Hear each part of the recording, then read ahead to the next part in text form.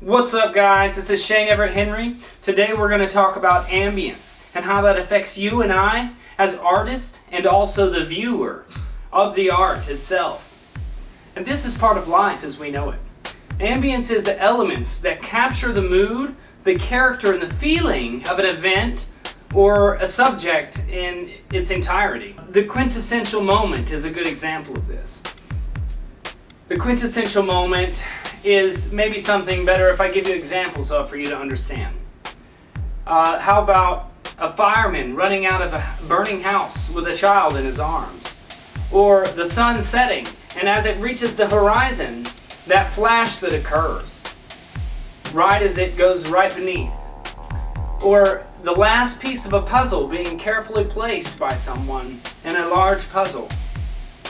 These are examples of the quintessential moment, which really envelops the whole idea of the emotion and the setting of what is happening with a subject.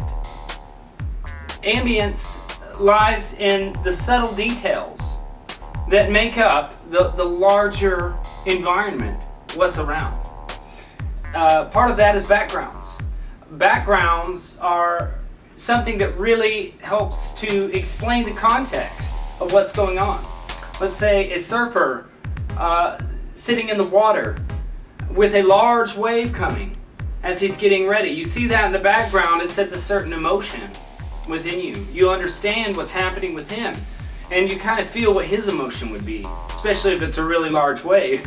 That could be really scary if you've ever been surfing and you've got a 20-foot wave about to come, you know. A pending storm coming with a small boat in the foreground, or a soccer player standing in the middle of the field with the backdrop of a screaming crowd. These evoke all sorts of feelings in the viewer. It's that perspective and that ambience that really sets the stage. And these backgrounds, the ambience itself can be as important or more important than the subject itself in creating the environment, the feeling of what the subject feels. That's how we sometimes determine what a subject is. Sometimes a little trick, though, is to find a good environment, a good backdrop, a good ambience, and wait for the perfect subject to appear within it. You know, that's a little trick, and maybe can lead you somewhere. So try and take that with you next time you're out creating your art. You know, find that right ambience, and then wait for the subject to approach. Another thing is lighting. Lighting is so big, and I hope that we can all use this in our everyday life here. I hope that we can take this home with us, because in our work, in our home life, lighting has such a big effect on our emotions and our energy levels.